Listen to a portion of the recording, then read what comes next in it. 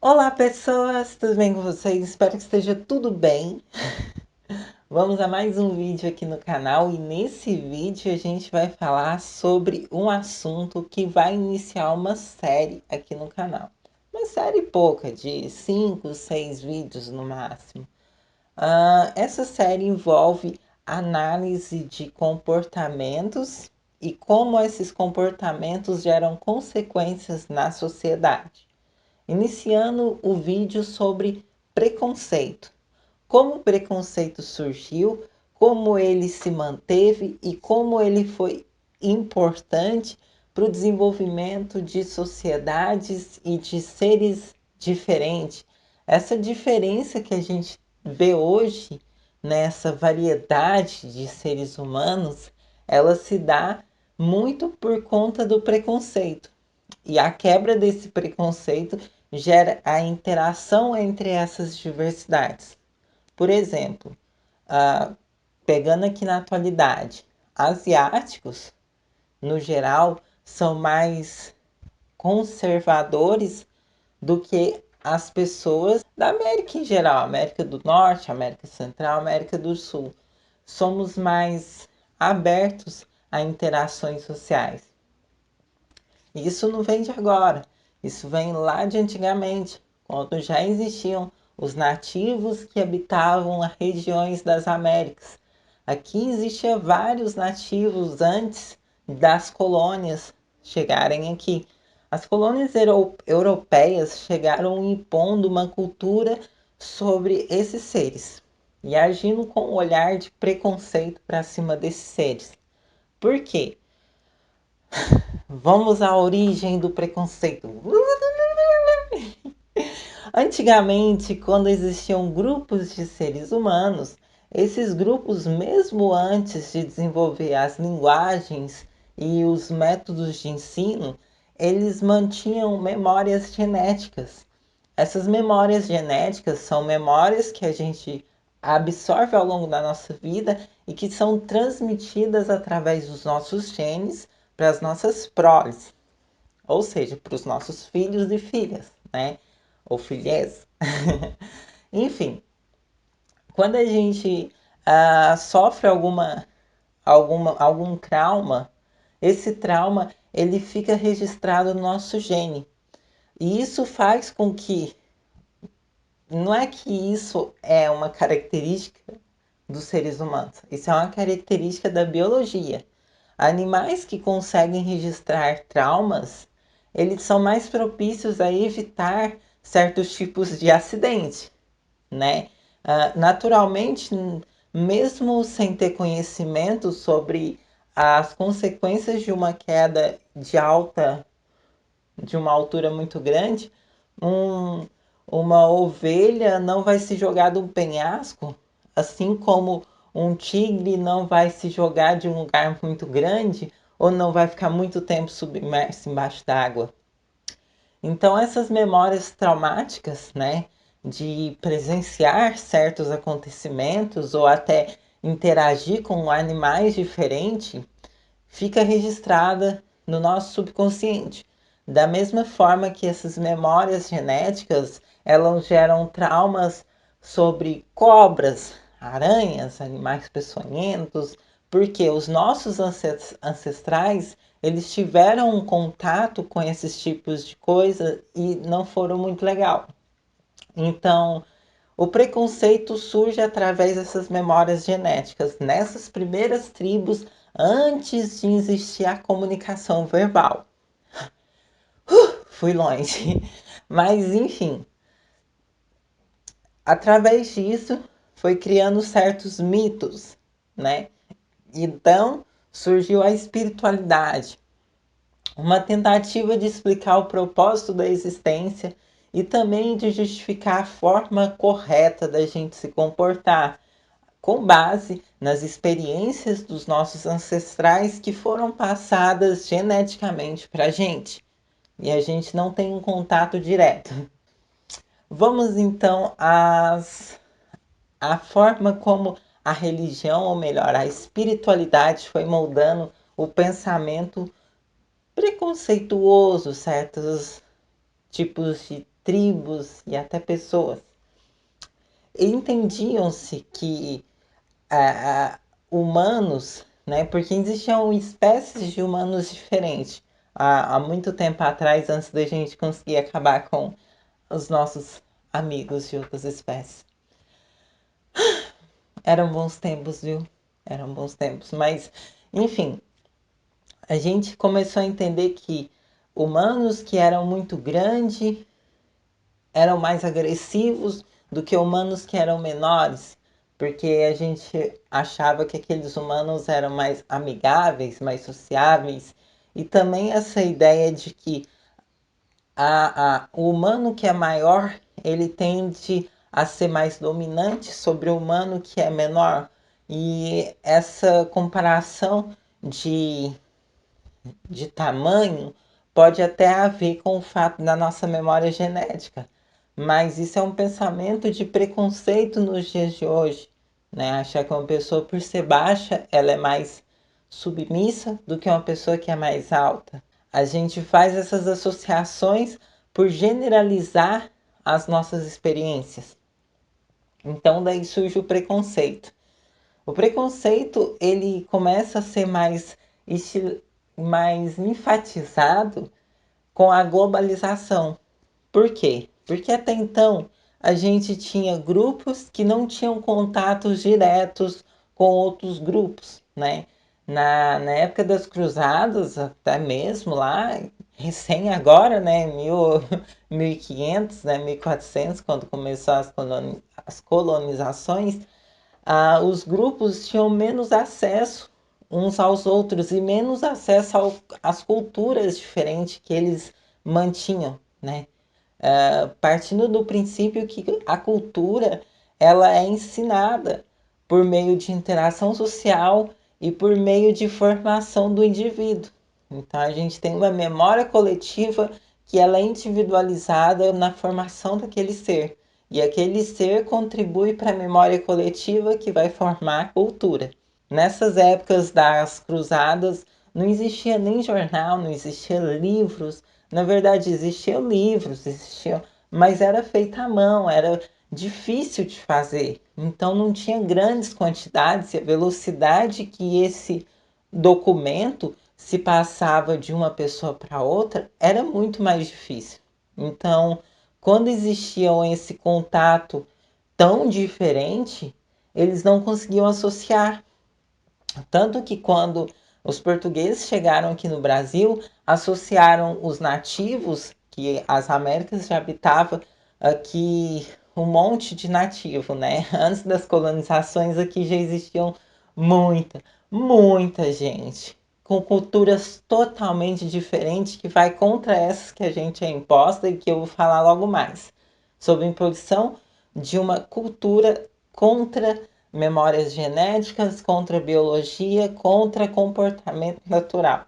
Quando eles chegaram aqui, o comportamento e a cultura e até as características físicas desses humanos eram diferentes deles.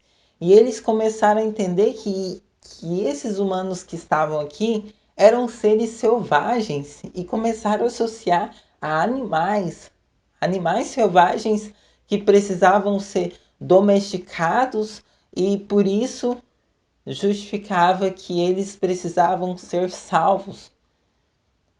Os jesuítas entendiam que eles eram humanos, mas existiam algumas vertentes e até mesmo pessoas mais bárbaras, que eram os que teoricamente topavam viajar meses num navio que podia afundar ou que podia chegar aqui e ser morto a flechada.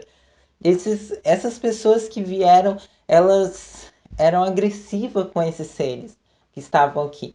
Depois de dizimar bilhões de pessoas aqui que existiam, eles começaram a colonizar e a trazer doenças para cá. Tirando esse ponto da história e voltando mais para os dias mais atuais, vamos agora para 1800, quando começou a existir a comunicação, a mídia, a globalização, o comércio, a interação entre essas nações, porque até então já se passaram 300 anos e essas interações traziam culturas diferentes. E essas culturas, esses choques culturais, eles faziam movimentos sociais, uns movimentos conservadores, que não queriam ter a sua cultura sendo influenciada. Nos anos 60, quando começou a industrialização por causa da facilidade de se conservar um alimento ou mantimento por mais tempo, surge também as campanhas publicitárias. E essas campanhas publicitárias começavam a ditar um padrão e um estilo de vida que seria o ideal, o normal, o aceitável. Esse estilo de vida que as mídias começaram nos anos 60, eles foram tomando forma como um estilo conservador. Lembrando que o estilo conservador antes era dada de cada nação diferente, de cada povo diferente. Então, os franceses tinham um estilo de vida, os espanhóis tinham um estilo de vida, os portugueses tinham um estilo de vida, e aí os Estados Unidos, começando com essas campanhas publicitárias, eles queriam fazer o estilo de vida deles, o American Dreams, ser globalizado. Então eles começam a pregar a monogamia e não só, começam a pregar que a mulher ela devia ser submissa ao homem e que certos tipos de produto deviam ser naturalizados, né? Eletrodomésticos para poder facilitar a vida, cigarro. O cigarro foi muito naturalizado nos anos 60 e também os drinks, as bebidas, até mesmo a questão do comportamento do homem e da mulher. O sexo em si, ele era considerado, ele sempre foi considerado algo sagrado, né? Desde antigamente as primeiras religiões. Mas passa-se então sagrado o amor. Então ali começa a surgir o que é o amor. Então a indústria, as mídias, junto com o cinema americano, começa a ditar o romance em cima de uma visão do que seria o amor. O amor ele não vai estar atribuído ao sexo, ele começa a separar essas duas coisas. Então coloca como se a mulher que praticasse sexo, ela passasse a ser impura, porque ela está fazendo práticas sexuais. Enquanto colocava como se o homem tivesse esse desejo sexual compulsivo, um desejo sexual natural, por se tratar de um ser mais dominante e às vezes alfa, porque os alfas das tribos, eles tinham tendências de comportamento sexual maiores, porque eles geravam mais diversidade genética. E essa diversidade genética, por ter vários pares diferentes, faziam com que mais filhos sobrevivessem a doenças. Porque se você faz filho com uma pessoa só, as mesmas coisas boas e ruins vão passando para todos os outros irmãos. Então, pode ser que todo mundo pegue doença ao mesmo tempo, entende? Daí a variedade genética vai garantir que o gene daquele ser que partilhou ali, que vai fazer com que ele se mantenha passando de gerações em gerações. Mas, onde entra o papel dos LGBTs nisso aí? Quem viu meus stories aí tá ligado, se você não viu, segue lá, é interessante, eu posto muita coisa legal, tá? E no Instagram é só seguir @irestx que você vai conseguir ver um conteúdo muito bacana e eu falo sobre várias curiosidades. Então segue lá. Quando começou os anos 70, os anos 80, os movimentos contra a cultura, eles iam contra essa ideia do estilo de vida normal, naturalizado, o que seria dito como correto, né? Então, as pessoas que biologicamente tinham comportamentos diferentes, elas eram excluídas da sociedade, porque ao mesmo tempo que ela foi criada em uma cultura que dita como ela deve ser, os comportamentos naturais dela vai contra essa cultura. Então ela se sente fora do eixo, ela se sente vazia ali dentro, ela se sente como a sua existência não fosse significativa. Então essas pessoas LGBTs, que são lésbicas, gays, bissexuais, assexuais, transexuais, intersexo, que são queers, são pessoas que não se encaixam nesse estilo de vida normal, ideal, o padronizado pela mídia.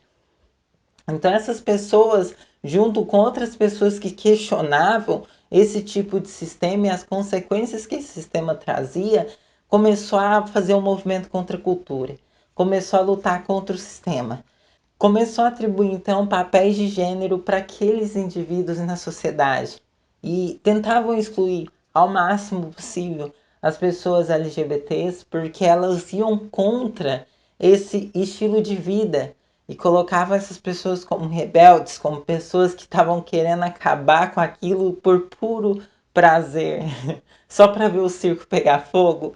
Mas não é assim, sabe? Essas pessoas estavam sofrendo e essas pessoas precisavam curar de seus problemas. E começaram até a colocar como doença, como se essas pessoas estavam sofrendo transtorno.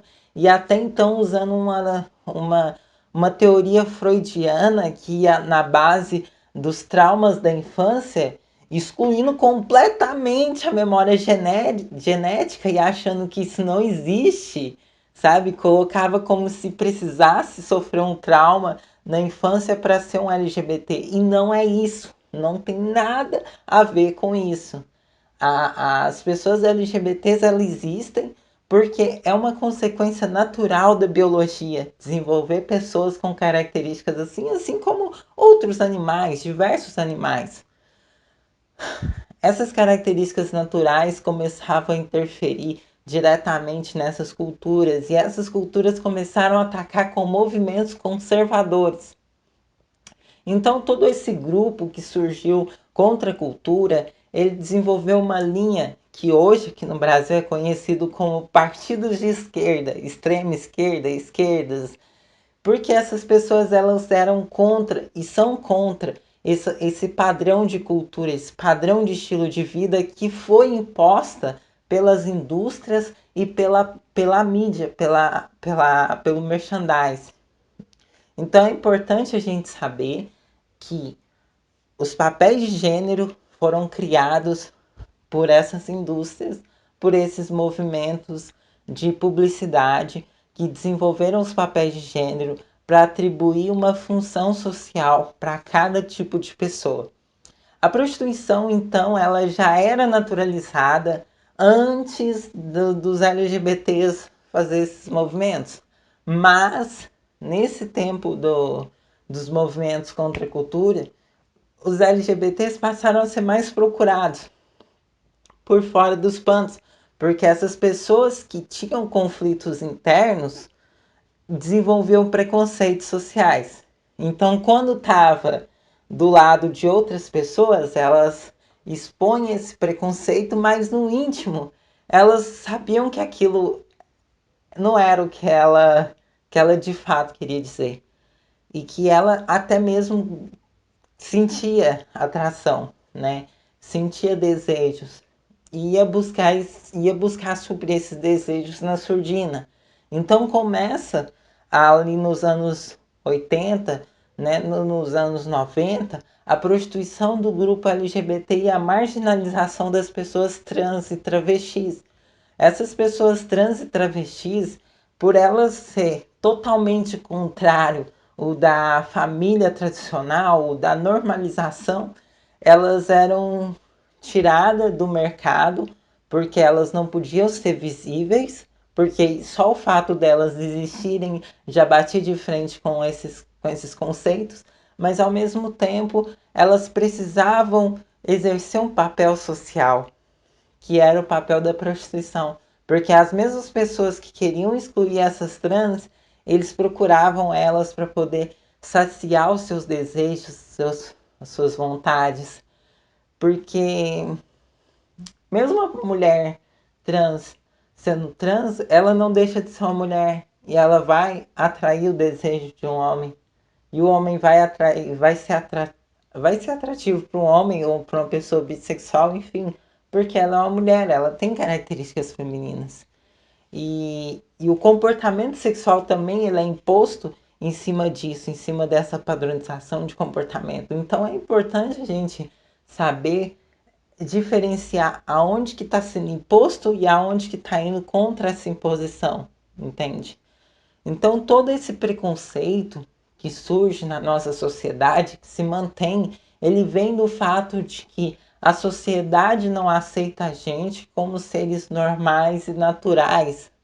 E essa naturalização que eu tento colocar aqui no canal, que a gente tem que estar exposta nos ambientes, nos trabalhos, conquistar a profissão e querer aparecer na mídia com influência positiva, é uma forma da gente mudar essa visão que está tão recente, mas tão impregnada nas nossas cabeças, porque se você for parar para ver bem, anos 80, 90, 2000, 2010, 2020 são 50 anos, sabe? Minha mãe tem 50 anos, entende, gente? Então faz tão pouco tempo que isso se tornou naturalizado que a gente tem que ir contra isso. E contra isso quanto antes. Porque se a gente se submete a falar sim, a gente tem que ser prostitutas e entrar naquela história, porque a prostituição surgiu antes das trans, antes das travestis. E essa prostituição sempre foi classificada em três etapas, né? Ela vinha com a prostituição que era, que era o home office, aquela prostituta que atendia em casa. Existia a prostituta de rua, que eram as mais marginalizadas e as mais expostas, antigamente era até as escravas, tá? Que eram esses tipos de prostituta, porque como eles tinham direitos sobre o outro ser humano, e as mulheres, elas não tinham tanta força física para os trabalhos braçais, colocava essas mulheres para trabalhar sexualmente para poder gerar renda. Então elas iam para a rua para se expor, ou ficava em casa fazendo esse tipo de prostituição, ou ficava indo na casa dos clientes também, que até colocava o termo como costureira que costura para fora, sabe? Usavam esse termo para subliminar esse tipo de prostituta. E também existia também as prostitutas de luxo, que começaram a surgir os barzinhos, e ali esses barzinhos começavam a ter certos tipos de prostituta, que a maioria das vezes eram prostitutas que eram imigradas, então norueguesa, polonesas, prostituição veio antes das travestis ganharem visibilidade na sociedade, e essa visão estereotipada sobre as travestis viver no mundo de prostituição, isso é recente e a gente tem que lutar contra essa ideia que foi naturalizada junto com a visibilidade da população LGBT, junto com a visibilidade da população trans. Porque pessoas trans são biologicamente assim. Então, só o fato da gente nascer com um certo tipo de característica já não conseguir se encaixar na cultura que a gente foi criada já é um sofrimento muito grande que mata muita gente. E essas mortes, suicídios em geral, elas são causadas por essas pessoas que obrigam essas pessoas LGBTs ou qualquer tipo de pessoas que não estão dentro dessas normalização ficar ali, entende? Eu vou colocar vídeo 3 vezes por semana, tá, gente? Vai ter o vídeo da terça, vai ter o vídeo da quinta e eu vou tentar fazer um especial dia de sábado ou domingo para ser lançado toda semana. Então espero que vocês tenham gostado do vídeo. Espero que esse assunto seja uma ótima introdução para os próximos assuntos.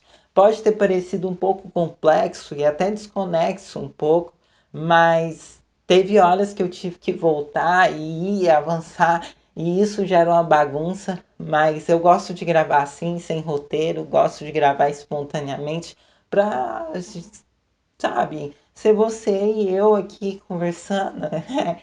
E a gente trocar esse papo. Então deixa aqui nos comentários o que você pode contribuir com esse tipo de assunto, se você discorda de alguma coisa que eu falei, ou se você concorda. Enfim, é legal comentar aqui embaixo, deixar o seu joinha se você gostou do assunto. Se isso vai contra o que você pensa, deixa o dislike, mas comenta aqui embaixo, sabe? Vamos trocar uma ideia. Eu quero entender o porquê você não concorda com o que eu disse e o porquê que isso pode te afetar de algum modo. A gente está aqui não para poder impor e querer oprimir as outras pessoas que são diferentes da gente, mas sim tentar compreender essas pessoas. Então, se você é contra o que eu penso, vamos conversar. Eu não quero te oprimir, eu quero somar contigo. Talvez o que você tem a dizer pode agregar comigo, assim como eu posso agregar contigo, tá bom? Um beijo, não esqueça de assistir esses dois últimos videozinhos aqui, clicar no se inscrever e deixar seu like. Tchau!